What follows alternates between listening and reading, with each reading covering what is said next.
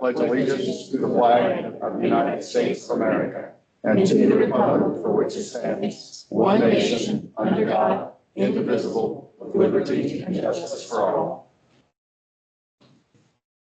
You here tonight? Roll call. Trustee Bennett? Here. Trustee Hatton? Yes. Trustee McGurran? Yes. Procedural actions. Move for the adoption of motion number 26-023 to dispense with the reading of the minutes from the February 3rd, 2026 regular meeting and the February 19th, 2026 work session. Need a second? Second. Discussion? Roll call. Trustee Hatton? Yes. Trustee Bennett? Yes. Trustee McGurran? Yes. Move for the adoption of motion number 26-024 to approve the minutes of the February 3rd, 2026 regular meeting. Second? Second. Discussion? Roll call. Trustee Hatton? Yes. Trustee Bennett? Yes. Trustee McGurran? Yes. Answered for you. Move for the adoption of motion number 26-025 to approve the minutes of the February 19th, 2026 work session. Need a second? Second. Discussion? Roll call. Trustee Hatton? Yes. Trustee Bennett? Yes. Trustee McGurran? Yes. Presentations. Martha Mell, Board Chair of the Ross Community Foundation, has a presentation to talk about the Ross Community Foundation tonight. Martha. Thank you. Can the people viewing hear me? You're on camera. Oh, yeah. Okay, I just want to check. My name is Martha Mell, and I live at 2085 Demerit Lane, and I am the chairperson of the Ross Community Foundation. Let me start by thanking Township Trustees, the Township team leadership, and my fellow neighbors, and all those people watching this evening for the opportunity to speak to you. So let's start out by asking, so what's a community foundation anyhow? A community foundation is a tax-exempt public charity created by and for the people in the local area. Community foundations have a long tradition of supporting and enriching their communities. The first one was started in 1914 by Frederick Goff from Cleveland, Ohio, which is pretty cool. And now there are more than 900 throughout the United States and in each state. You got to think of a community foundation as a savings account where people can make gifts from moderate to large donations to support and enrich their community. The Ross Community Foundation, or RCF, was created in March of 2022. And the 11th of this month, we will be 4 years old. And we are the first affiliate of the Hamilton Community Foundation. Now, the Hamilton Community Foundation has provided to the RCF technical, fiscal, and administration expertise. And I might add, soon to be 75 years of foundation experience. So we're in some pretty good hands. The RCF is currently made up of 7 voluntary board members who love their community and commit their time from their busy schedules and businesses to attend meetings every 2 weeks. The primary goal of the board is to raise funds and grant them back to nonprofits in our communities. Now, let me tell you about our donors. So who are they? Well, they are people just like the people in this room. Where do they live? Well, many live in Ross, Morgan Township, Hamilton, Liberty Township, Fairfield, and some even live out of town. Some own their own businesses, but most are just working people, like the people in this room.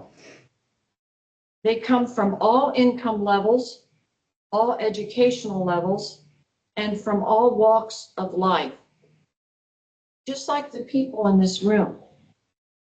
How many donors and members are there in the RCF? Well, we started with 48 generous founders back in 2022.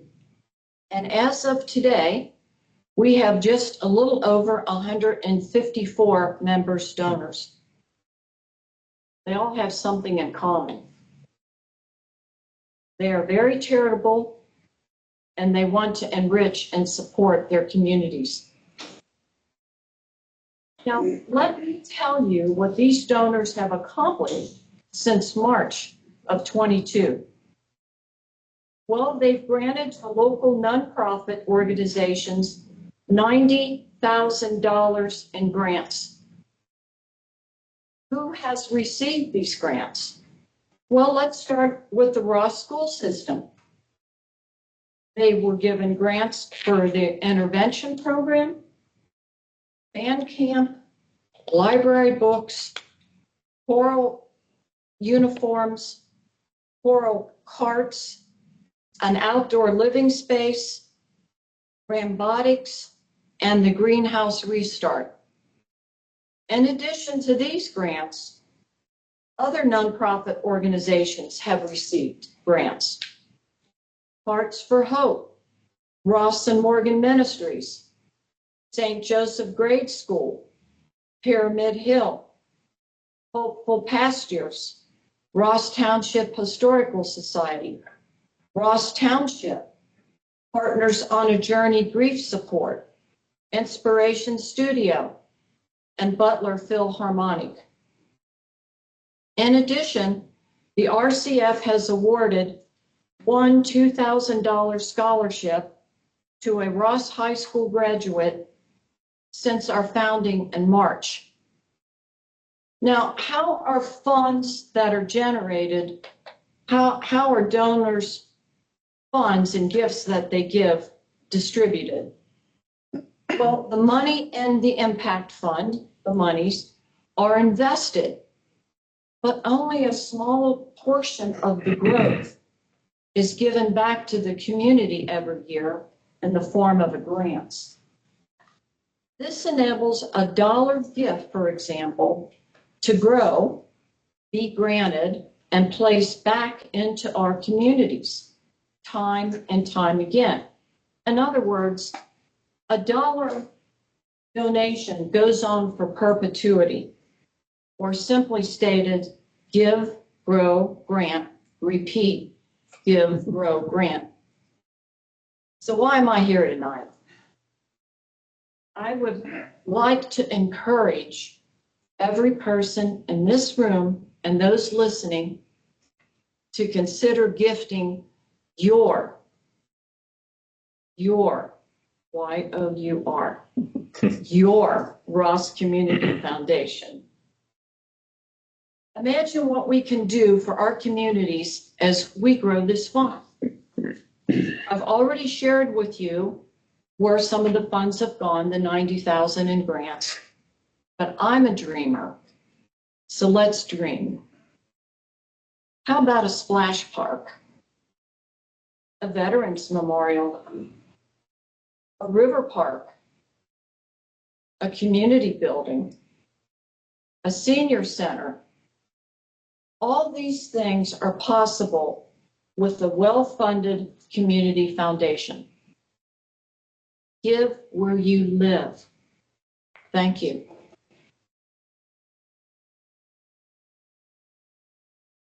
Thank you, Martha.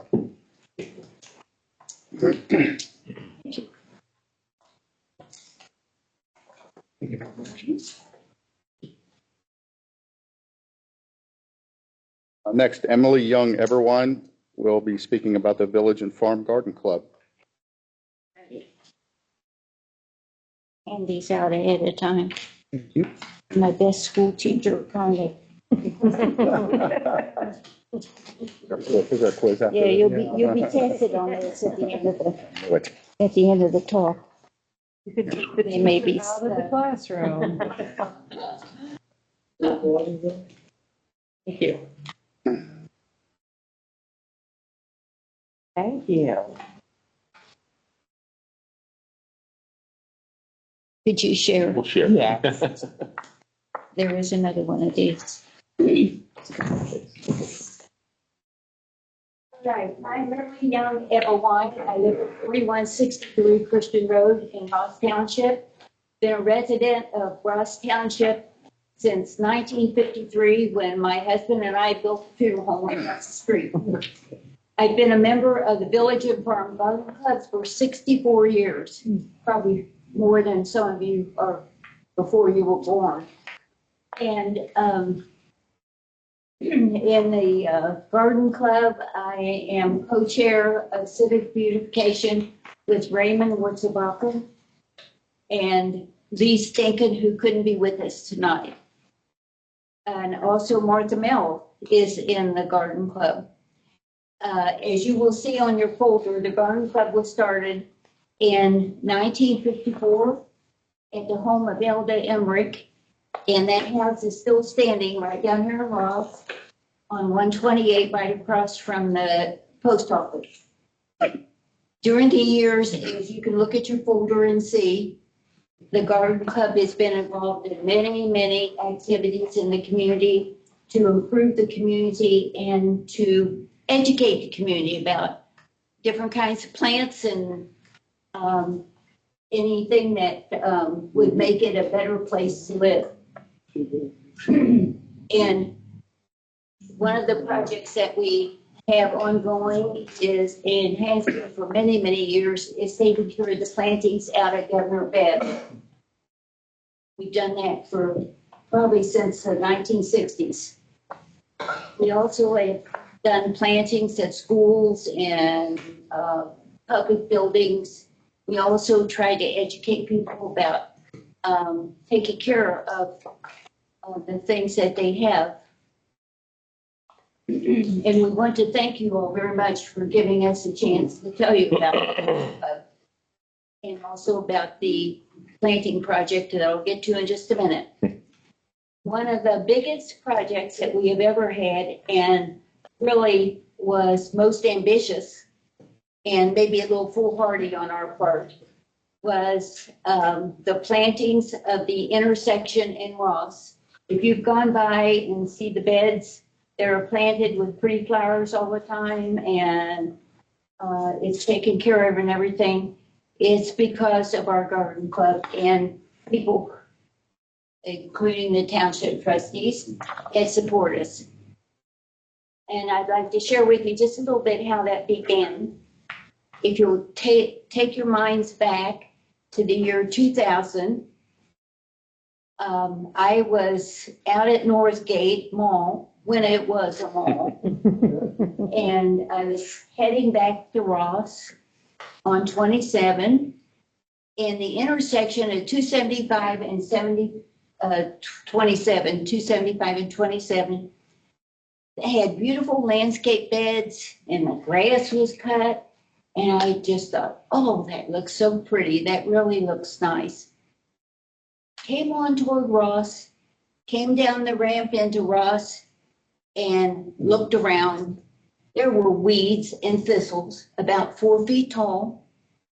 The medians were lumpy and hadn't been mowed. And it wasn't the township's fault because ODOT took care of it at that time. And I thought, my goodness, we can do better than this. So the next garden club meeting, I brought up the idea of doing some kind of plantings at the intersection. If I could figure out how to do it, they all agreed, okay, that sounds like it'd be a good thing to do. So I made some phone calls and found out the lady that was in charge of the planting out there on Fort Rain, Rosemary Smith, still remember her name for some reason. So I called Rosemary up and said, you have to get a permit from ODOT, the Ohio Department of Transportation, in order to do anything along the roadways. So made some more phone calls, found the person to talk to at ODOT, and as I recall, her name was Christine Hilbert. She was in charge of giving permits out. So she told me that we had to have a plan submitted. So back to the garden club I went, and One of our members, Lee Stinkin, has a degree, very fortunately, in landscape architecture. So she drew up some plans. We sent them back to ODOT. This was in September of the year 2000. Didn't hear anything for a while. And the 1st of October, we got a letter saying that the district horticulturist with ODOT, which I didn't know there was such a person, couldn't get to see our plans until October 23rd. So we waited, didn't hear anything. November the 4th, we got another letter from ODOT that said we needed to have more detailed plans. We had to have the botanical names of all the plants. We had to have how many were going to be in each bed, and we had to have all the measurements correct. So we redrew the plans, sent them back to ODOT. We waited, and we waited. On November 4th, they said they had gotten our plans. They would be looking them over. We waited again. December, didn't hear anything. January, didn't hear anything. Finally, in February the 4th, I believe it was, we got another letter back that said, your plans were accepted, but there are some other things you need. One of the things that they said we needed was to be covered by insurance. And another thing was we needed to keep the grass mowed around beds, among other things. There's a whole page of things that they sent us back that we needed to do. So I came to the township trustees, and they were very generous and said that they would cover us with insurance, with a blanket policy, and that they would keep the grass mowed, and thank goodness they still do. So we waited again through all of February, and finally, March the 3rd, we got a letter back saying, here's your permit, and here are the restrictions, things that you have to do, keep the dirt off the road, and so forth and so on. So now we were ready to plant. And we hadn't really thought that through too much, how we were going to go about it, but we figured it out. And we contacted some people in the community. And at the time, Steve Nebel had a landscaping business. So he said he would bring his backhoe and dig out the topsoil and the matted grass and the weeds and the rocks and all that. We contacted Ronnie Watson and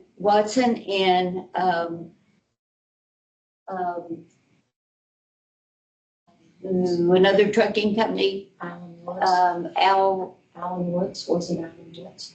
I can't think of the other trucking company right now, but it was one in our community. They said they would haul the soil away for us, and Agro would donated topsoil. And so with getting all the debris out and getting the beds ready, we were ready to go then by April. So after 6 months of going back and forth, we finally were able to get started. So after we got the beds all prepared, our members then, our garden club bought the plants, and our members planted them, and we all brought our wheelbarrows. Back then, we were a little stronger than some of us are now. And we peeled the mulch, did all the work ourselves to get those beds planted. The first year, we just planted on the windy side of the intersection, because we figured that we could only handle that much that one year. and had it beautifully all done, full of plants. It looked great.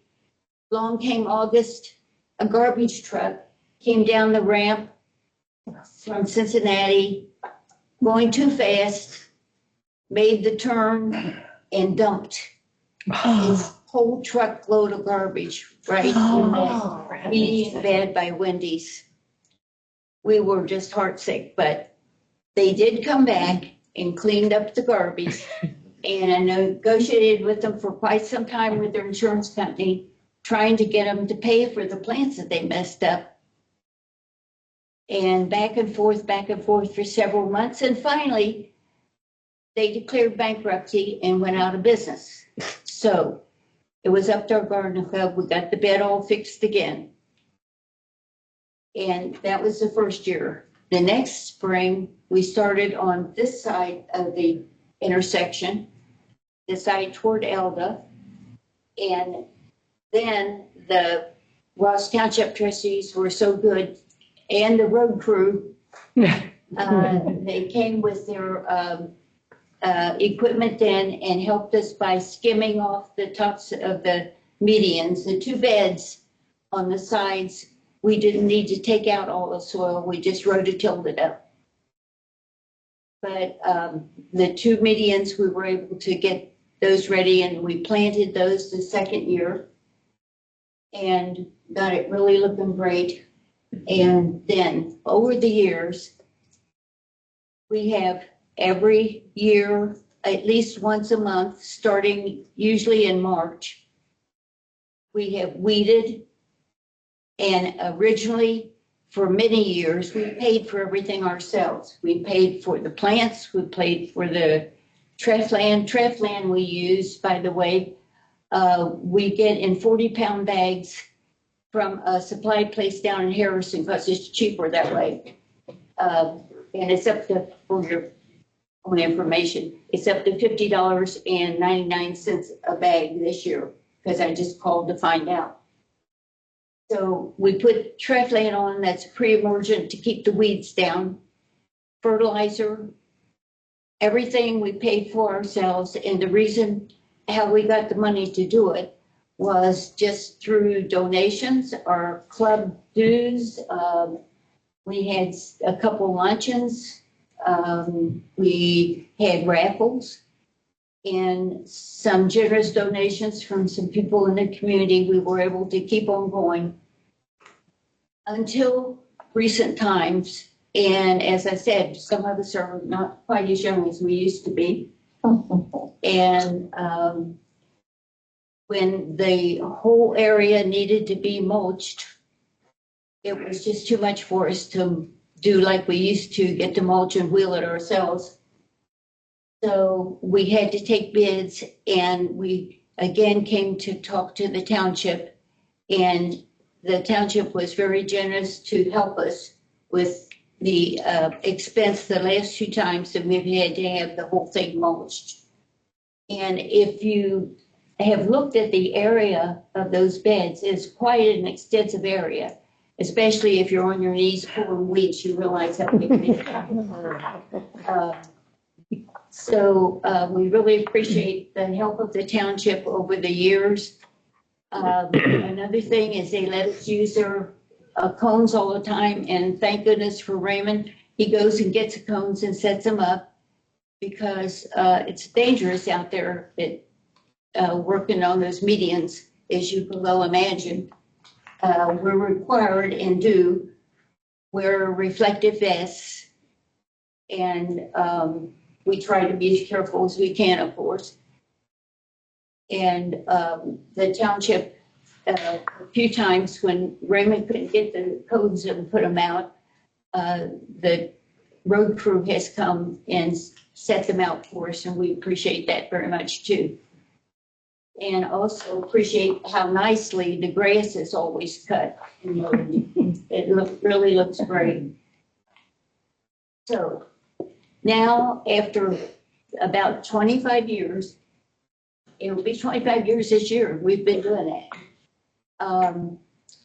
After all that time, when people come down that ramp into Ross from the different directions and they look around, I think they can think, gee, these people must have a lot of pride in their community. This would be a good place to live. And it really is. And thank you very much for giving us this opportunity to tell you a little about it. And we have the folders that you can find out more about our club. And thank you again.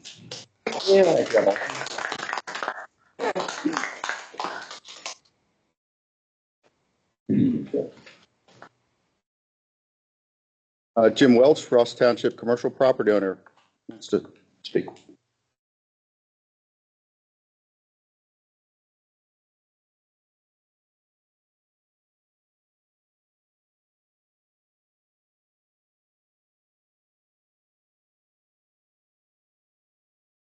My name is Jim Welch. I'm a resident of beautiful city of Okeana, Ohio. We live at 1645 Weaver Road in Okeana. Emily, I want to make a comment before we start into our message. Everybody knows how beautiful those flowers are. We see them all the time. If you come into Ross or out of Ross, you're just doing a terrific job. It's very noticeable, and if we can ever help with that in any way, let us know. We're mainly here tonight to bring the trustees up to date on the Ross IGA. We've heard stories here and there from everywhere. I'll briefly go through the status of the history of IGA. We acquired the property some years ago in a 1031 exchange with Hamilton County Park District. They got like 140 acres of, river bottom type stuff, and we did a trade for 1031 on this property up here. We've had good operators there. A couple of former people were here tonight. I'll recognize them. But anyway, the property, we own the property outright, and the IGA was a good business for Ross. People that don't want to drive up to Northgate are very convenient, and former operators had the store fully stocked. They're financially viable. When the property was, the business was sold, not the property. We've always owned the property. We just leased the property. When one of the operators, Mr. Eric Robbie, left, he sold the business to a gentleman that started to continue the business in good stock, financially viable, everything. He passed away suddenly of a heart attack. His wife did not want to operate the business, so she passed it over to someone that we did not particularly want to see in there. However,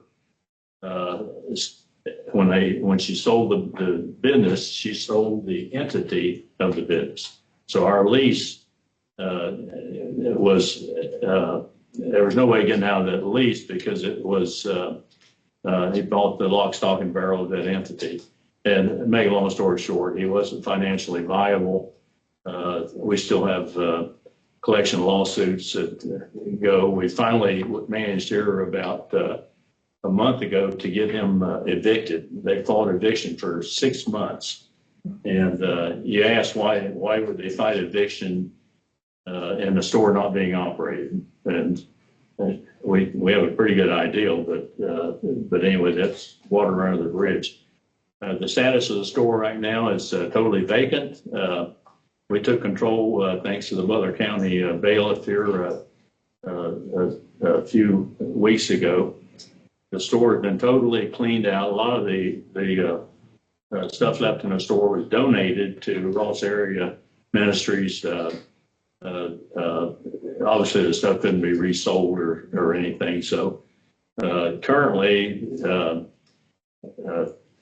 we've had inquiries on releasing the store. Now, we did not list this property with a commercial realtor, and I'll tell you why.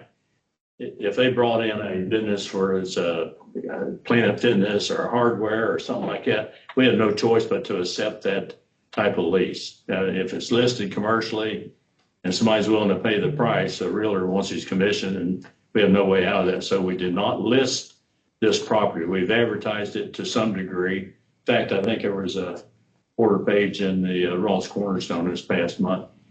The reason we didn't list it, we want a grocery back. I mean, I don't know how many people have come to us and asked that we try to get another operator in the store. It's a viable business for us. I know that the board can't endorse or promote a certain type of business, but would appreciate some sort of recommendation for a grocery, which as being a very much needed business in Ross. And the store will probably take about, I'd say about 600,000 to restart. And that includes stock. There's some of the refrigeration is obsolete, and we never had any involvement in the operation of the business there other than just being landlords. But the people that are here tonight are interested in operating a store, and they will petition Butler County Bureau of Economic Development. There's assistance. They don't give you a check, but they'll give you some set-asides or tax deferments or things like that. So we think it's very important to have a grocery back. We had an opportunity to lease the building to, it wasn't Planet Fitness, but it was a all-time fitness. I think I have a place out in Harrison some time ago. The store is 20,000 square feet. Unfortunately, it's not big enough for a Kroger's or Remke, these mid-size groceries. We've approached Aldi, but most of those need a threshold of about 60,000 square feet. Our store is 20,000. When it's fully stocked, I mean, it's plenty big enough for shoppers and stuff like that. And I'd like to introduce Eric Roberts. Eric, you stand up.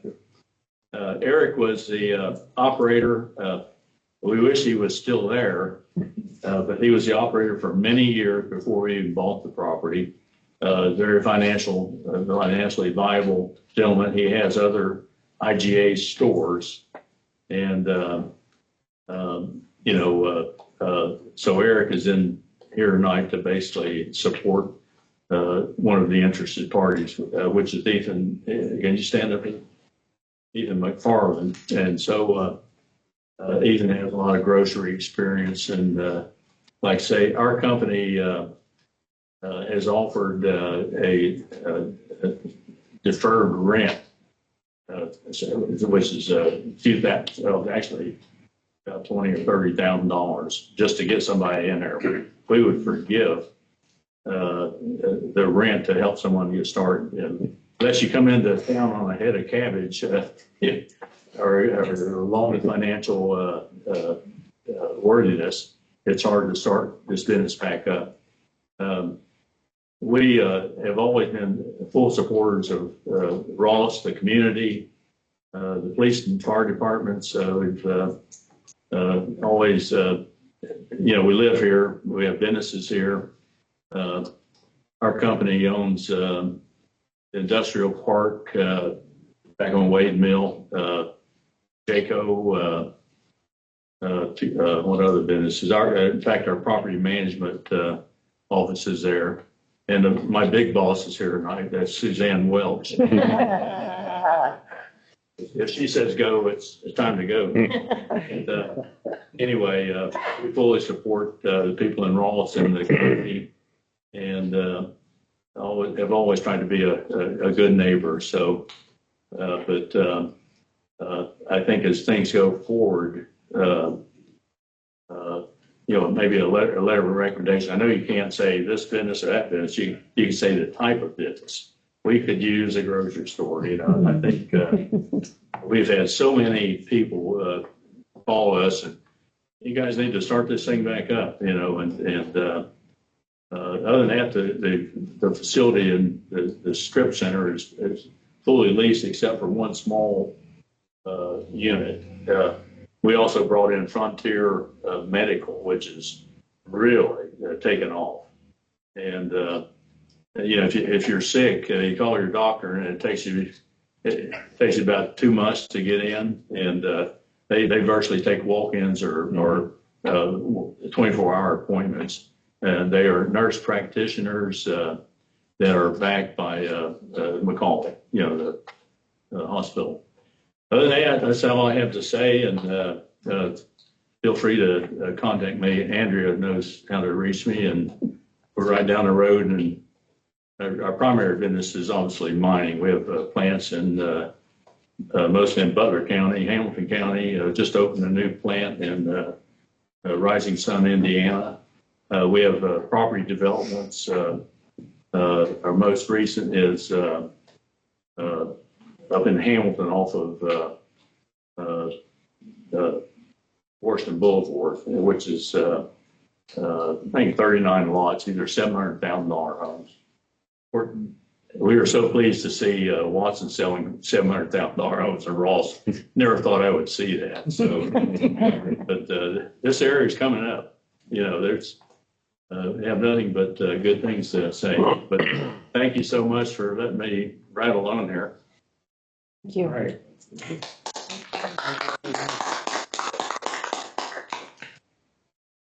Eric or Ethan, do you have anything you'd like to say or chat about with your ventures? Eric likes flowers. I know somebody who needs some. You got our flower, don't you? Yeah.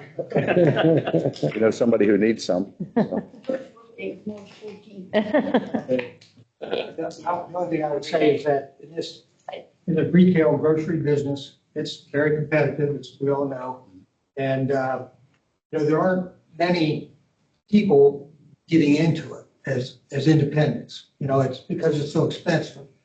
And, if you have that much money, why would you want to put it into something that, it may not work? It may not be feasible. And the banks are very reluctant to lend money to the grocery stores. The most important thing they look at is the experience. Why do you think, you can run a store like that? And which is very important. It's a lot harder than what it looks like from the outside. So there just aren't many people around that want to do that. So I've had, on my own, I opened 6 stores, and every one of the 6 were towns that it was the only grocery store that was there, and it closed. And they contacted me through, because I had some, and talked to me. And it was, when we had the grand openings, it was really a unique experience, because especially the older people, but it was like a homecoming for all of them. But the older people said, you don't know what it's like when you have to shop at a dollar store for your groceries. And that statement was made quite a bit. And, for a town not to have donuts or cakes or fried chicken or party trays or all those things, it's tough. And it was a really big priority for them to get somebody to come in and open it. So it's going to take something, because as Jim said, there's a lot of money. And, when one closes, like when I bought it from Mrs. Stinky, the store was doing a very small amount. It was, I won't say what it was, but in about 5 years, we quadrupled that business. Okay, took some time because we had some things to overcome. When a store closes, like this one has, it's kind of got a little knock against it, and it takes a lot to overcome that. There's a lot to prove to get that back. But we just got my store in Georgetown. Ohio. We just got named the best grocery store in that area, 3-county area. There's like 3 Walmart Krogers, marketplaces, and some Walmart supercenters, and Jungle Gym even, who I've got tremendous respect for, and some other Aldi and so forth. We got the best. So, we know what we're doing, and, it is very rare to get somebody dumb enough, like me, to want to get passionate. But I love it. I just love hearing people, happy and they love the store. It's, a lot of people, it's too big to go here or it's too complicated or whatever. We keep it very simple, but we have tremendous pricing. We're lower than Walmart and Kroger on the perishable departments. It sounds like I'm trying to sell you guys. I thought. We have a great meat department. It's amazing. A lot of people don't know, but Walmart and Kroger, Aldi, they don't cut any meat in that store. It all comes in already packaged, a couple 100 miles away, and it gets packaged like the way we sell it, but then it's put into a big bag that's pumped with gases that prolong its shelf life up to 30 days. So, when you break the bag, that starts the clock ticking. So it's normally a day plus 2, I think. And then, but it could be there 30 days before it's out. And I think there's a big difference. And so that's a big point of difference for us. We've got 5 meat cutters, and we do a tremendous business, and we're very, very, prices are great, and we have top-notch Black Canyon beef products and the beef, and all natural pork and things like that. So that's sort of deli bakery. I got some really fantastic employees, and they like it, and the customers like it, and I enjoy it. I'm competitive, and every day I get up and want to see how the sales were and found it out, and I don't think I can retire. So then he brought me in. I don't know why. He's the only guy dealing with it older than I am. But Ethan's here. Ethan has a tremendous background, and is there an exit strategy for me? If it happened, certainly, he would be the guy to take it over. We'll have some kind of arrangement if it happens. How many years were you at Kroger? 16 years, and was a district manager, which is, at his age, it was very, very, very young to have that position. So we've been talking for a couple of years about doing something, and we've got, besides this, we have 2 other projects that we're looking at. One of them, that the guy that lost this store, he's in the process of losing another store and up by UC. So there's a lot of turmoil, and the fear we have is how long this thing can be tied up. If bankruptcy or any of the other things, it could be quite some time. So that's pretty much all I have. The guy's name was Wurzelbacher. Wait, and you said he did good work? Oh my God, he was. Mustn't be a relative. Can't be me. There's a bunch of them around here. That's what I hear. If I give 30 more seconds, I'll tell you the story. It was 2 weeks before we opened here, and I called the health department. And they need to come out and take a look at the store. And he said, well, it's a little early. We'll wait till it gets closer. Is this you? Good. It was me. And so I called 3 days before. It was a Wednesday night, Wednesday afternoon. We were opening on Saturday. I already had, the ads were printed, 16,000 of them. Radio was bought. All the product was either there or, going to start cutting meat for Friday, for Saturday opening. And so I called the health department person. I said, okay, I'm ready for you. He said, well, I'm busy. My schedule's full. I said, really, I don't think you understand. I've got, I've got about $150,000 of stuff that's going to start stinking in about 3 or 4 days. So I'm sorry, I can't help you. I didn't know what, I was up office upstairs, and I'm looking, what the heck? This is a new challenge for me. And so I picked up the phone and called, what was the lady's name? Do you remember? Ellen Yorty. Yep. And she was great. And she said, I think I got the guy that you should be talking to. He'll call you back sometime. And about 10 or 15 minutes, called, and I explained everything. And at the end, he said, you're going to be getting a call in about 10 minutes.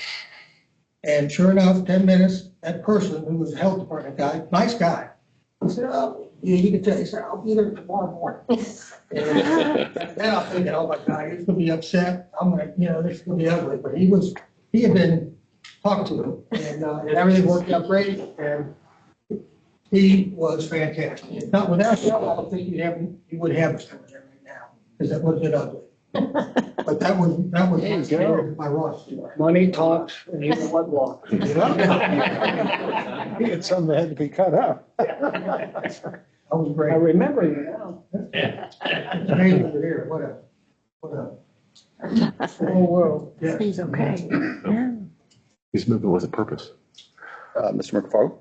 No, I think Eric summarized it well. I would just say that clearly if you live in Ross and you want to buy groceries, you're going to go into Hamilton or Coleraine or what have you, no matter how good of a job a Walmart or a Kroger Meyer does, none of them are going to be able to take care of the needs of a grocery store in Ross like a local independent would be able to do, and clearly what they did for some time with Eric granted. So appreciate Jim for introducing us, and then, Eric summarized it as well, and thanks for taking the time and the consideration.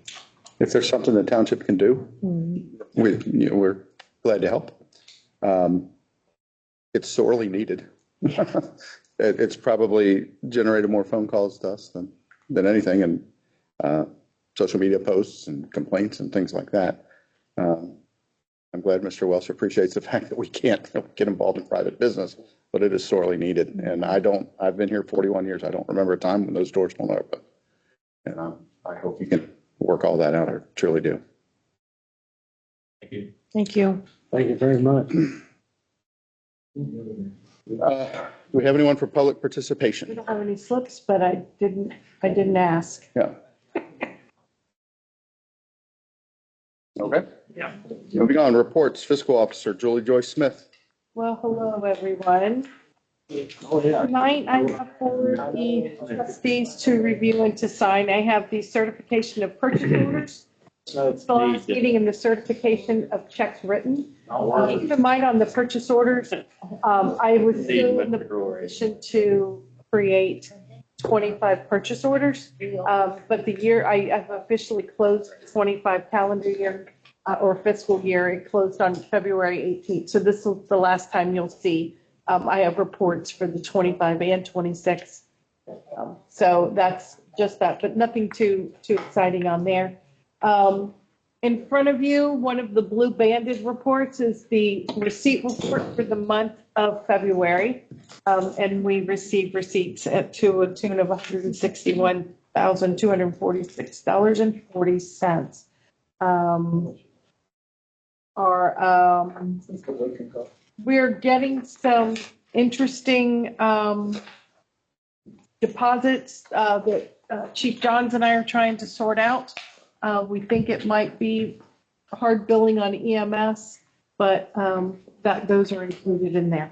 Also in front of you are the management reports for the month of February. There will be a revenue status and a fund status report. And then on the appropriation summary report for February, keep in mind for all these reports, we're 17% through the year. So 17% on revenue, 17% on expenditures. I will tell you that the property tax settlement will probably not be done until the 1st of April, but we received our first advance on that and anticipate another advance either at the end of this week or beginning of next week, and then the final settlement will come. So we do get our money a whole lot faster because we request those advances. I have for you to review and to sign the appropriation supplemental report. And this is for February. This is, again, me moving money around within funds. Nothing too terribly exciting there. There is a first financial credit card attestation for January. As of this report, Trustees Hatton and Trustee Bennett's card were not active, but that will all change for next month. And then finally, I have the bank reconciliation for February. Everything is beautifully reconciled, no hanging chads, life is good. And I did have a weird situation this last week. I went to print a check and somehow the print status got all messed up and it was really odd and I had to pay the credit card bill. And so after voiding 3 checks, I finally just printed it weird and called First Financial, and I called them a minute after closing. So I left her a message. She called me back the next day and I said, look, I put it through in night deposit. She had it. She said, I see what you mean. It printed really oddly. I said, but you already put it in positive pay because every paper check that I run, I have to upload to First Financial before they'll cash them.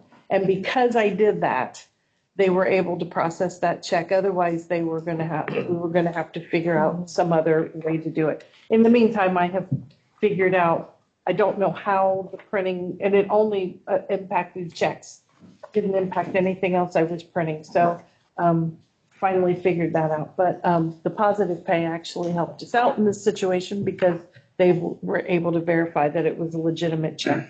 It just looked a little weird.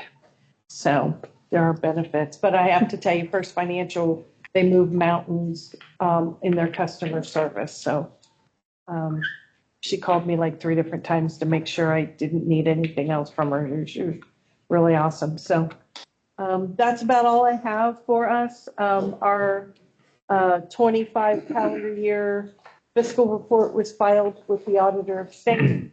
And in aside from normal duties, I am working with complying with a public information request that's rather extensive. So other than that, it's just normal. In the event you run into trouble, is ACH a possibility if you? I am supposed to be working on getting, we talked about implementing it. It's just that finding a time to do it and getting it. But yeah, I would like to implement the ACH just because a lot of our bigger ACH payments are, I mean, like our healthcare premium is just automatically taken. It's a pretty big amount. Yeah. So I would feel more comfortable with, I mean, small little bits here and there, but the bigger payments I would like to see. All our utilities are done by ACH. So I'm working on it. Okay. Julie, department reports, Administrator Lori Kyle. We got it. Oh, I'm sorry, purpose. Approval to pay the bills. Move for the adoption of motion number 26-026 to pay the bills as presented through the fiscal officer's certification of purchase orders. Need a second? Second? Discussion? Roll call. Trustee Hatton? Yes. Trustee Bennett? Yes. Trustee McGurran? Yes. Thank you for doing that. I like to have permission to pay the bill. Now department reports, Administrator Lori Kyle. Good evening.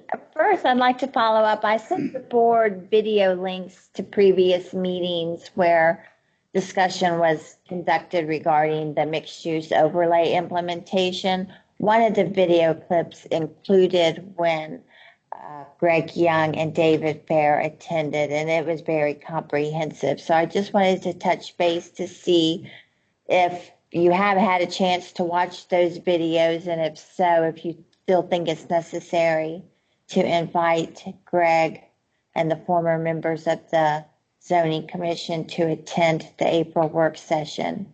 Yes. And if so, I just wanted to make sure we know that Greg's school board meeting would be the night of our April work session. So if I could know if the board has any conflicts with any other day that week to reschedule the meeting. I guess to answer that question, I remember it, and I think everybody knows what I feel about it. Have you guys watched it? I have watched it and I would be open to having the group come back. Yeah, I would appreciate that. Me as well. Do we need to look now for a date? Probably. Okay. We can plan. Do we need to talk any more before we do that about, is there preliminary things that we can do that say, right now it goes from basically a school road down to UDF?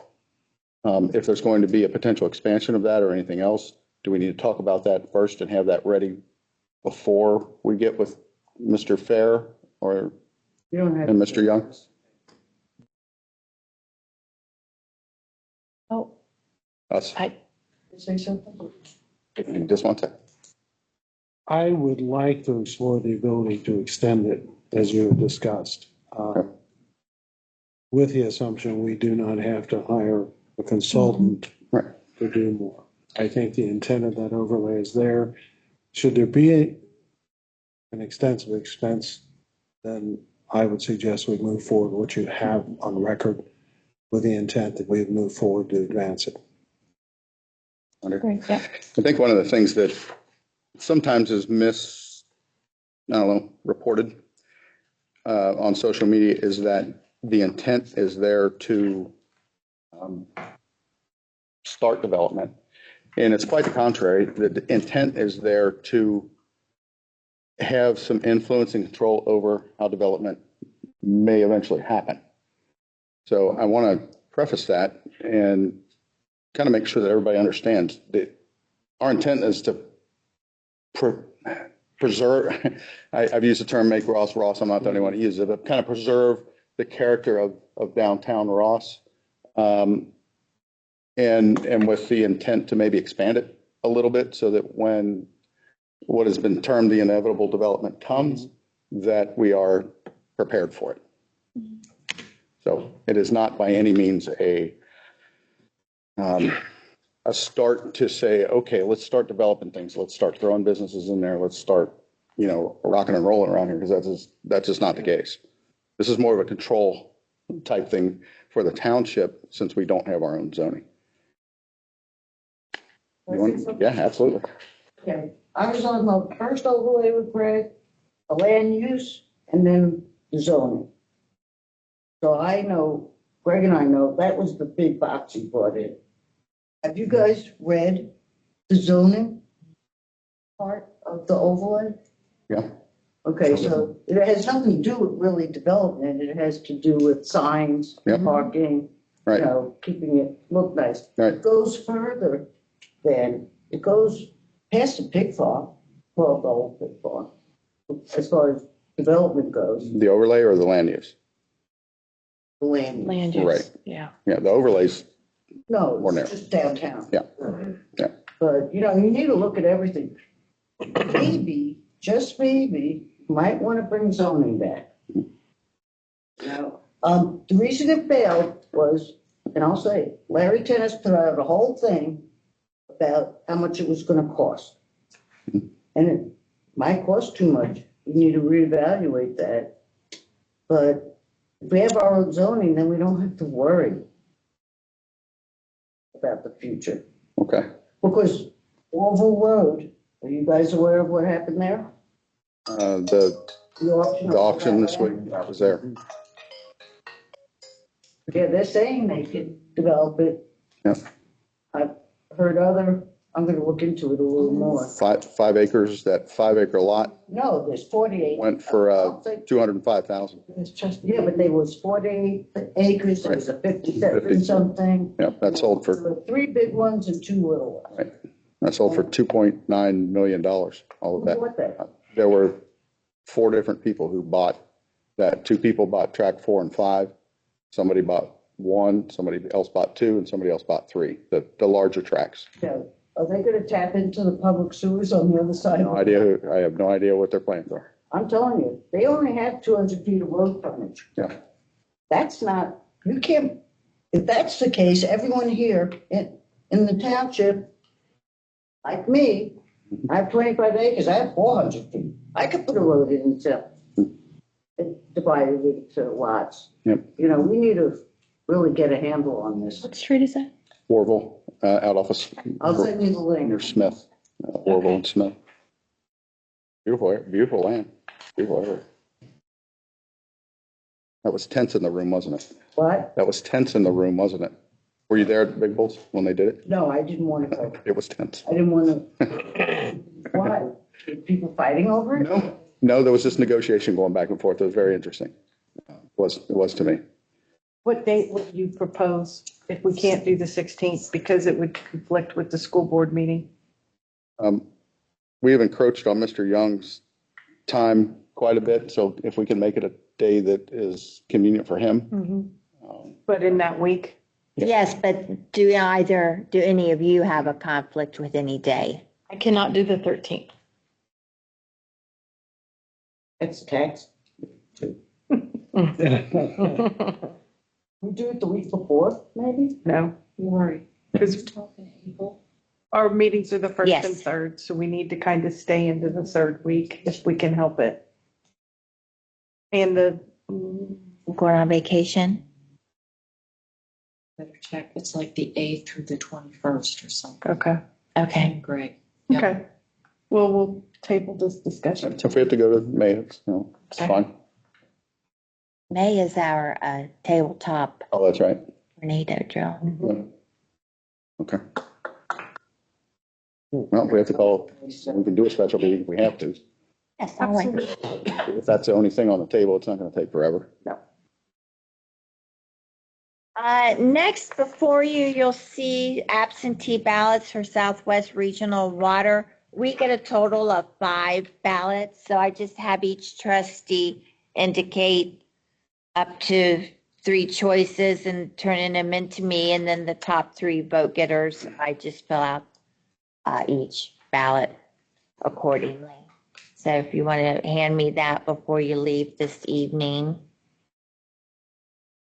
Not on the agenda because we just received it yesterday is a letter from Department of Commerce Division of Liquor Control asking if the board would like to have a hearing in regards to changing of liquor permit. The BP down here must have sold.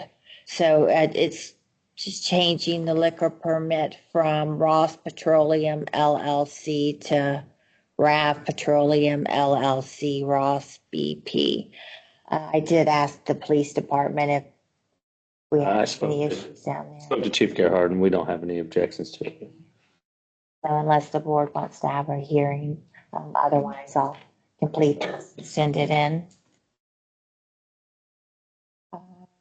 There's nuisances update in front of you. And finally, there's a motion to appoint myself as a representative and the fiscal officer as alternate representative for OTARMA. And that's all administration has this evening.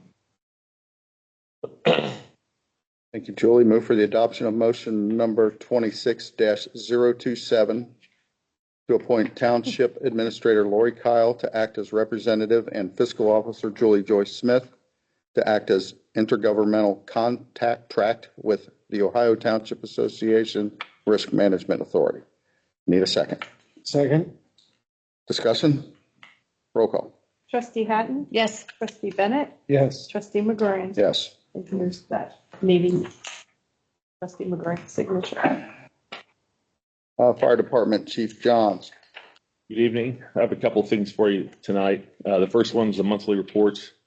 February, we had 131 calls for service, 61 EMS and 70 fire calls.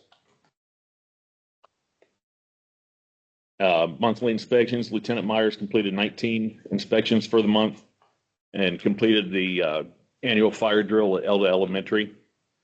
The other issue that Lieutenant Myers is dealing with is the white barn and blooms on Cincinnati Brookville, getting that up into compliance with the fire code and how it is zoned and what it's being used for. So he's been dealing with that for a couple months, and that there's a little paragraph on the paper I gave you that explains more in detail. So it's being used as an assembly, but it's zoned agricultural, and it's not sprinklered as it should be for an assembly structure. So Lieutenant Myers has been dealing with the building department for the last couple months, trying to get that up to code. There were some other issues with that. Have they got that worked out?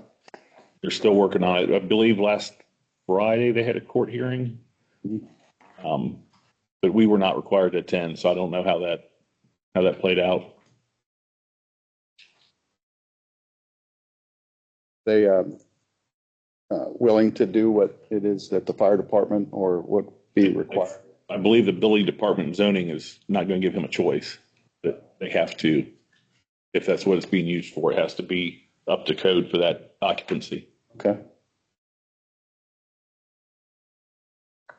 You're not familiar yet with any kind of a zoning change request? I'm not. Not in your, okay. All right. Thank you. Go ahead. A couple personnel updates. This week, I had 4 of my personnel complete a 40-hour rope rescue technician course. Lieutenant Meyer, Taylor Hester, Matt Estridge, and Corey Gabbard. Actually, last day is tomorrow, so they'll complete it tomorrow. They'll be all certified rope rescue technicians, and this class was 100% free, hosted by Morgan Township Fire Department. So that's some more tools in our toolbox of things that we have. I'm going to brag on these guys for a bit. The last week has been really crazy busy, especially last night with the rain and the floods. And those guys did a really good job getting 2 adults, 3 cats, and a chihuahua off a porch that was had water going up the side of the house. Got them off the porch and out to safety very quickly. So they did a good job. And the house fire we had on Bruce Drive last Sunday night, they had a good quick knockdown, kept it in the garage. And I just want to note, smoke detectors woke those occupants up, and that's what got them out and saved the rest of that house. It's the smoke detectors. Other thing to bring up tonight is Medic 102 was involved in a minor crash last month. One of the personnel was fueling at the Mayor stop in Millville and cut it too sharp and hit the bollard, scratched the box. So we have a $2,500 deductible, or it's a $3,349 repair. Do we want to save a claim and just pay it outright, or file an insurance claim on it? We were going to talk about that tonight, weren't we? The OTARMA deductibles and things like that later on. But that was for liability, though. Oh, okay. What would that do to our premium? Anybody have a feel for that? We've historically had quite a few incidents with cruisers, and I don't believe that we've had any kind of excessive repercussion. We were on a bad stretch there for a period of time, and had quite a few claims, and I don't recall it being like a major. The only increases we've actually seen to our premiums have been when we've done a reevaluation, or we have new vehicles, bringing on the 2 new fire trucks. I mean, that tends to bolster the amount, not so much the claims. Any reason we shouldn't claim it then? We can claim it. I just want to put it on you guys. Save money. Yeah. That's fine. We've got insurance. I'll get that rolling tomorrow. Otherwise, we're just paying it and not using it. Yeah, that's right. Yeah. I get it, though. Martha. Thank you. The next thing on my list, Captain Embry and I have been talking about some of our officer positions at the firehouse. We only have 4 full-time personnel. And a lot of times, especially in summer when they're on vacation, I don't have an officer on shift to be a supervisor on that shift. And we would like to create a part-time lieutenant position, 2 of them, one for Unit 1 and one for Unit 2. So each unit day has an officer, has 2 officers, I'm sorry. And I put a job description in front of you that kind of outlines it. With about a $1.10 an hour raise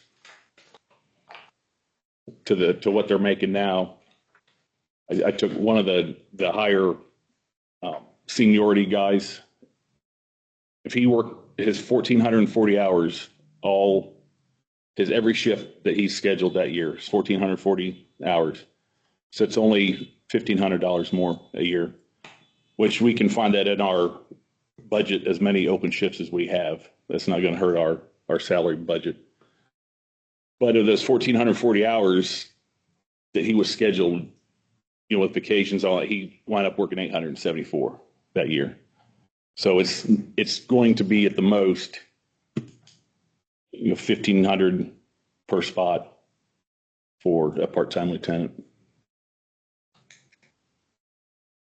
And then when I'm all about it. okay.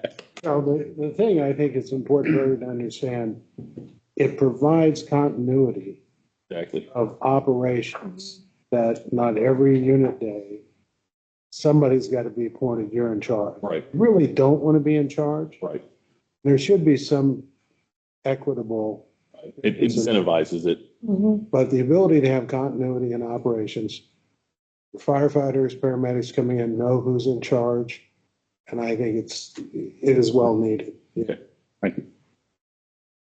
So that's all I have on that. People already picked out for that? No, we were going to have them write a letter of intent and kind of interview them and go over. We have the qualifications that are on the job description there in front of you. So, Captain, The educational requirements for that? I don't have a copy of it in front of me. It does say that, I believe, under recommended.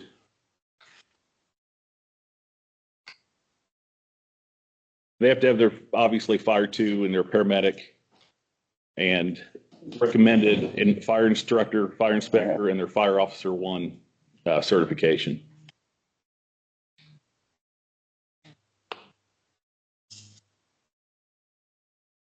Okay, so. Got it. No. These are the minimum calls. Okay.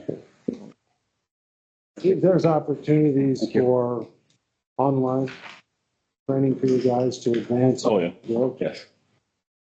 I do have. You got it. So,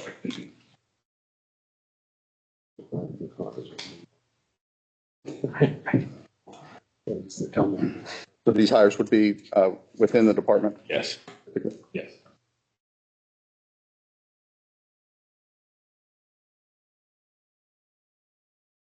Thank you, Chief. Road department. Hold on. We got more. I also have consideration for legislation. I have 2 new employees and 1 returning employee. Firefighter paramedic Chris Ferguson is returning to Ross. He was with us briefly last year for about 6 months. Left, moved to Alabama for a job opportunity. Some things changed up here with family and some illnesses in his family, so he's coming back. He's a great employee and really like to get him back. And then part-time firefighter medic Ryan Hughes, who's a full-time firefighter medic with Union Township, Claremont County, and firefighter EMT Addison Ward, who works part-time at Miami Township, Hamilton County, who is also a Ross resident and Ross grad. So I would like to bring those 3 on. These replacements for someone who's left? Yeah, essentially. Yeah, I've had several leave or are leaving.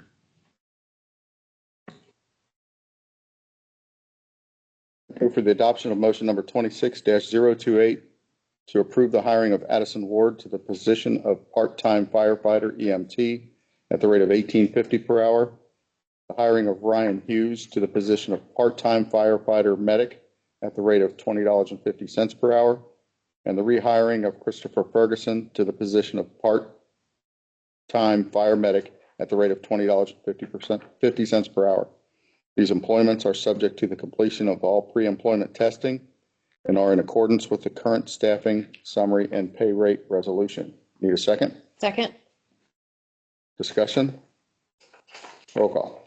Trustee Hatton? Yes. Trustee Bennett? Yes. Trustee McGurran? Yes. Thank you. Police Department. Road department. I'm staying, Oh. Sergeant Dave Little, I'm staying in place for Chief Gerhart. The good news is I don't plan on being as long-winded as normal, so we should clear this up pretty quick. Monthly reports, 679 calls of service. You have the breakdown in front of you. If there's any questions about any specific ones, I can answer those. If not, just our upcoming community engagements. We got our drug take back is all April 25th. Our Fish with a Cop is being moved tentatively to May 31st. We're trying to move it up a little bit this year. Cones with Cops and Cars, June 26th. The Critters and Cruisers Car Show, which made a very large donation last year that was in Hamilton, is actually going to be at the high school on August 29th. So we're welcoming that. That'll be fun. The National Night Out, the big one, August 4th, right here in the parking lot. And then our Coffee with a Cop on the 7th. K9 Blitz and I are going to the Matt Haber Camp 5K on April 12th. We'll be down there for our parade and dancing around. We'll see how that goes. You're not running? Oh, no. Dancing. Unless he gets loose, but I don't plan on that. And then the only other thing I wanted to add is donations from Critters and Cruisers and American Legion. We were able to go forward with our facility dog, our Crisis K9. And then their SRO back is scheduled for the first training session at the end of April. So very, very excited about that one. And then my K9 deployments, I had a total of 7 detection deployments. 3 of them actually 4. 3 I went into Hamilton, and then I actually went to the jail for a snip inside the jail. And then we had 3 patrol deployments where they were warrant arrests. I was able to basically no apprehensions, no bites. They were just having him there barking was enough to get them to give up. So he's out doing work. We do training 2 to 3 times a week, and he's still a spider monkey on Mountain Dew all the time. He actually was trying to drink my Mountain Dew in the cup holder. I had to stop that. Explain how he avoided the mud and you didn't, though. All day yesterday in training, and I'm still kind of confused about this. Every time he would get out, I had to stand in the mud to open the door, but he would get out and jump over the mud. So I had to go home and change, and he looked like he never was in the mud. I don't know. He's way smarter than I am. So who's handling who? Exactly. That's all I got. Thank you, Sergeant. Appreciate it. The road department, Mr. Bulak must have had Something must have come up. He had a phone important come up. He was going to talk about a block grant award. And Yes, he was notified. I'm sorry that he's not here to share that he did receive a $110,000 grant from CDBG Okay. for paving, like Sunshine Drive, Larry Lane, Clemmer, and some streets back in there. Very good. Sure, those folks will be happy to see that. Mm-hmm. And that's a grant from the state, so that is not Ross taxpayer money? Correct. But it won't be until 27, you say? Correct. Just, I believe that the county with their CDBG funding for paving roads and the county engineer, they realized that while this funding is for 2026, it'll need to be included in a large paving contract for 27. So we've already done 26. Yes. Okay. All right. Thank you. Thank you, Lori. Township business, old business. Otarma liability lines premium options. This was something we talked about. I think we were given information from Otarma about our premiums, and we noticed a lot of zero deductible portions of the premium renewal. And just this one page, Lori? Yes, the email contains the options, and then I also included, the sheet that has the Otarma logo has what they currently are. See the options. I don't see the associated cost. Am I missing a page? Did you have this page? That would have been the, it was an email. Sorry. The email has the cost.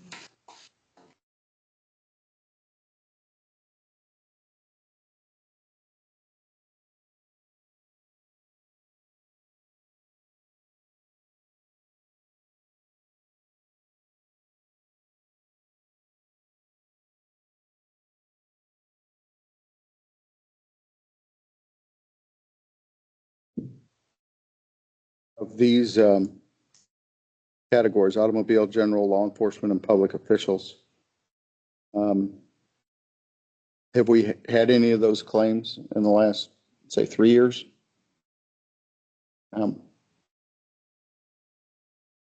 We're just trying to weigh the savings against the Right. risk. I don't believe we have. I think automobile liability is probably our most frequent.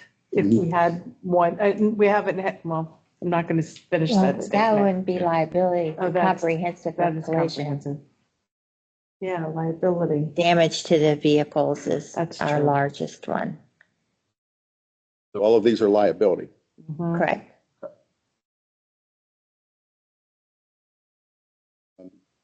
We have $1,000 deductible options, which was everything at zero at the time those two representatives were here? The legal liability for law enforcement's already at 2,000. Okay. And public officials wrongful acts is at 500.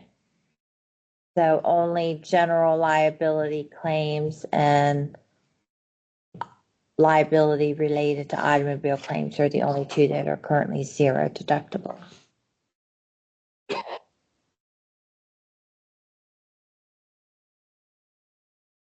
Thoughts? Is it worth, what's the total savings we have? $1,000 negligible.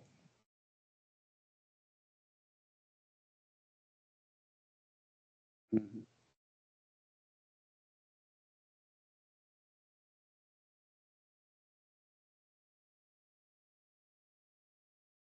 I think it just depends on claim history, but if you haven't had any claims, then it seems to be that take the chance and increase it. I would go more than 1,000. 1,000 is a negligible savings. Right. Should we have a bad year, we can always reconsider. Mhm. Split the difference and do 2,500. Public officials wrongful acts, that is just not material on any of the buckets. Even if we went to a $5,000 deductible, we're saving 15. Yeah. Seems rather silly to even mess with that one, but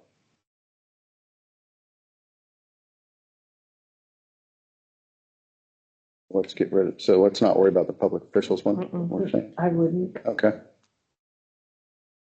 1,000 really isn't saving anything. The 5,000 is 1, 2, 3, $3,400. And the 2,500 is roughly $700. No, it's No, I'm sorry. 1,700. Yeah, Yeah. 1,700. Okay.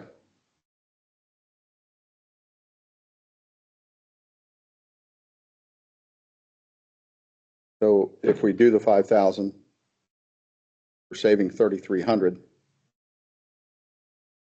So I don't want to say the gamble, but the risk, our risk there is $1,700. But if it's Okay. been negligible claim history, Right. then take the chance. Then we're saving $3,300 Right. for the township. Right. Recommend the 5. Okay. You good? Yeah, I'm good with the Okay. 5. I'd say the 5. 5,000? For all four? Yeah, you might as Yeah. well. Yeah, for the, I mean, If it's not material, though. mhm. Okay. So that saves $3,000. Julie, I wanted to ask you something before, and this is out of order a little bit. But when we were talking about the garden club, Mhm. was that paid out of the TIF last year, Yes, that we did. $7,000? Okay. Right. Is there any reason we shouldn't? I don't see why it could continue. Okay. Maybe we can talk about that a little bit. Now, I know that's not where we're at in the program here, but last year, the garden club asked for our help, and I think they have before. And the township used $7,000, and that came out of a TIF fund that is not, let's say, taxpayer money. It is money that's generated through We the don't have tax. any projects Increment. designated. We have 2 TIFs. We have the UDF TIF, Right. and then we have the Kraus Lane. And we don't have any projects designated, so it made more sense to use the Kraus Lane TIF, even though that's the one that we make the schools whole out of. But we still have some funds in there that we could throw with that. Have they asked, No. did they give us an amount or anything? No, I have a feeling that will be forthcoming. Okay. Unless we just offer, just say, look, we bought the mulch and Did we do mulch last year? I don't know. did we that pay they- for the landscaper? Because they had to have a No,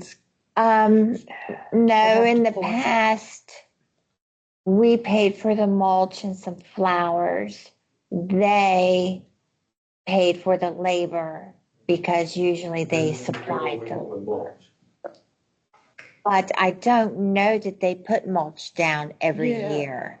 I So could- if we did mulch if they put mulch down last year, they might not put, I don't think they I do it could every pull year. what we did and provide it, and the amounts and what we paid for last year. I know it was a little different, what we did last year. Because Emily is very thorough. She puts out RFPs for the mulch and everything, and she hasn't mentioned it this year. So I would doubt that they're putting mulch down this year. Oh, if we agree in principle that we'd be willing to do that, because they're gonna want to start Right. their We're stuff here in willing to- March. She said March April. 14th, she Yeah. Do what we did last year to provide the same financial. Okay. They can spend it if they need it. Or we can Right. talk to her Do we, She probably would have made the ask tonight if she knew. right, she would know. do you want to talk to her? Do we need a resolution for the next meeting to do that because of the amount? Well, probably if we talk to her and just have a dialogue with her Okay. and then maybe at the next meeting, we can have a motion to Right. proceed. Okay.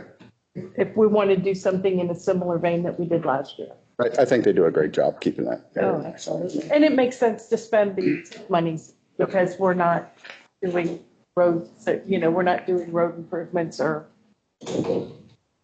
Okay. Nuisance policy and procedures. That was tabled for future discussion, and here we are.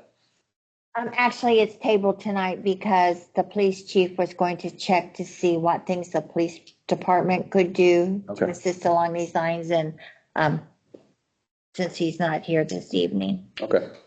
Been sick for a long time. Nuisance thing, Ma'am? about that nuisance, Mhm. thing, last month, I moved out of this area. Mhm. I'm out in the north area. Mhm. I start my business up there. But my house was on the front page of paper as a nuisance. Of the paper? The little journal thing comes out at the Ross paper. Cornerstone thing. Okay. My house is on there as a nuisance. Okay. And I've had these mattresses laying out there in front of my house. The neighbor put them out there, but they put them right on the corner of my lot there. Mhm. And the garbage man won't take them. They're wrapped in plastic. And I've had that issue, they came and took pictures, then I didn't even know it. Who took pictures? I don't know who it was. What address is this at? 2136 Canary. Does anybody have a copy of that paper? I haven't seen the pictures of it in the Cornerstone. I haven't seen anything in the Cornerstone about it. The one that had the different kind of notice, he put on. Yeah, I didn't get a notice or anything. And I said, I haven't lived in the office. This is regarding the Facebook post that you were talking about. Was it on Facebook or was it on? It was on Facebook, and they had a meeting here the last time. I didn't even know it was, I came to the meeting thing, but Good example. Do we have it? I'm not able to live in that house because the druggy people keep breaking in there. Mhm. They broke in there in the whole month of March. I had an electric bill. I came back my electric was shut off. I called them, they said I have a $619 electric bill. Mhm. And I went back there and was staying, but Donnie helped me, he's homeless. He was breaking in my house, stealing electric, stole a whole bunch of blankets, and I'm laying up in the field behind wizards here. And I called the police when he was up on my bus, strung out on drugs. I caught him up on my bus. And I called the police. He came out, he looked at my bus, and he put in the report that he went and looked at my front door. After the second day, he was supposed to call me and told me if he caught the person, and they didn't call me back. So I didn't stay there. I came back 2 days later. I was in my house. That Donnie came to my front door, trying to get in my front door, and I called 911 and looked out the window and seen who it was. I told them to send the Ross police and the state police. Well, he called the state police off. I want them to know I lived in Ross for 20 years. And this has been going on for 2 years since the person lived there. He passed away. He was an old veteran. He fell and broke himself on my front porch and tried to sue me. He got very abusive. He was hitting me. I called the Ross Police Department. They did nothing with him. I had to actually serve him with an eviction. He lived there rent free. I had to serve him with an eviction. The VA put him in a housing apartment in Hamilton. And that's where he basically, I went to his house, he's holding feces in his hands. And I called the life squad and he refused to go to the hospital like that. So I finally got to the VA because I had power of attorney of his medical. I took that down there and they took him to the hospital. They rolled the man over. He had a bed sore on his back that big. Well, the Ross Police Department, because he had my address on his license, they came out and told me to come out with my hands up and every damn thing else. And I had 5 dogs. They impounded all my dogs and took them to the dog pound and tried to get me put in a damn crazy nut house down there, the hospital. They took me to the hospital. They let me go from there. I had to go up and get Fred's keys to his van to go get my dogs. And I got out of there. And Fred's family was trying to take all my stuff. I've had stuff taken from me. They wouldn't let me file police reports. I came up here to talk to the police chief, and he wouldn't even come out of his office and talk to me. 4 times I came up here to talk to this police chief. I had to keep talking to Little and Rogers, and they just kept giving me the runaround. And I'm tired. I'm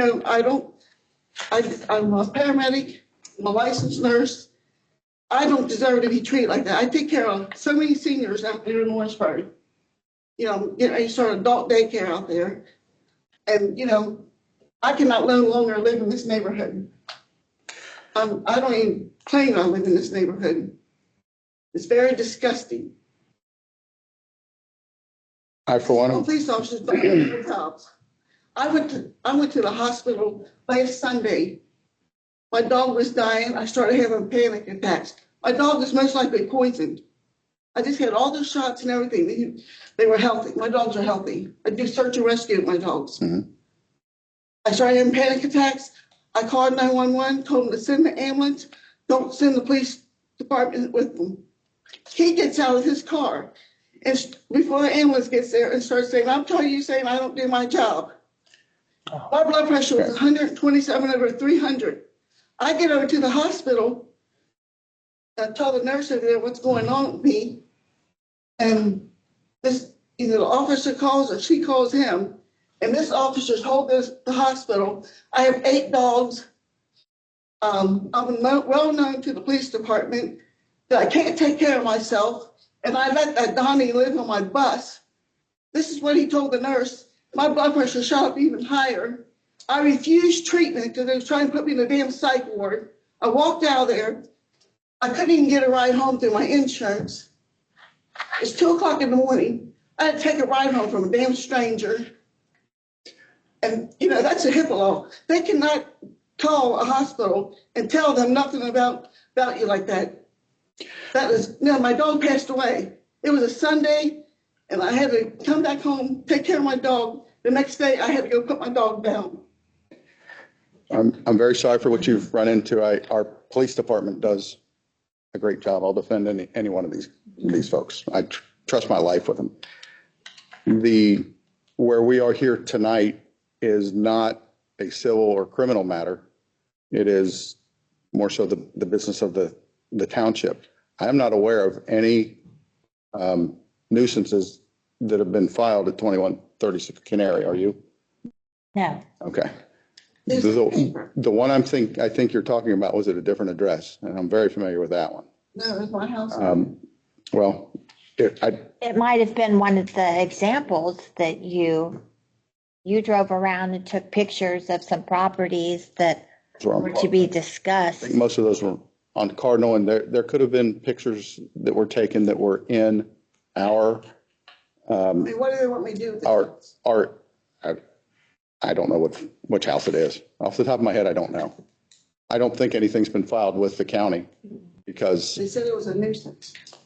And I'm well known to the police department. well, Hey, I don't, when I have to report something, I'm gonna call them. And I've called them, tried to make police reports. All my stuff was stolen. They never let me make police reports. Like my bus, they got on my bus and stole a bunch of stuff off my bus, got in my house and stole a bunch of stuff. And now he calls me tonight and says they arrested this person. This happened February 1st. And they're just now getting me. But when they caught up with him, they took him to the homeless shelter in Hamilton. He couldn't stay there. That's when 2 days later, he came back to my house and tried to break in, took off again. the men and women of this police department do a great job as far as I know. And nothing has ever gotten to this board where they have any type of a dereliction of duty or not performing duties to the standards. Because they hide it all. Ross. Tell you guys what's wrong with it. We do have a time for public participation, and that has gone by. And generally, we give you about 5 minutes, and you've had probably 10 or 15. So I will look to see if there's anything at 2136 Canary, which is what we are able to look at and control. If there is a complaint about the police department, then that's probably something that would have to be done officially. But again, these ladies and gentlemen do a fantastic job. They really do. I'm sorry that you've had trouble at your home. I hope you can get that worked out. I'm not staying in this area. Put my house up for sale. Okay. In this area. New business. Anything from the administration? Anything from the board? Announcements. We have a property tax town hall meeting that is March 19th, 2026 at 6 p.m. at Ross High School. I hope everyone here and everyone listening will attend to that. There will be a lot of our state officials from this area that will be at that, along with our school board and this board and the Morgan Township Board. Correspondence, and none from the administration. Anything from the board? No.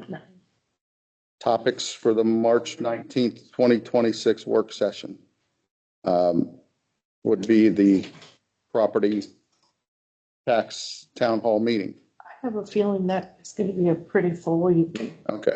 I have talked to Dr. Rice, who I'll be meeting with next week about the logistics of that. And I think that someone from the police department should be there because there will be. I think the command staff, chief put out the command staff will both on site. Yeah. Okay. And Administrator Kyle, if there's a day and time where you and I could meet with Dr. Rice up there along with someone from the command staff, I think that would be beneficial. Dr. Rice texted me today. Let's talk about this now.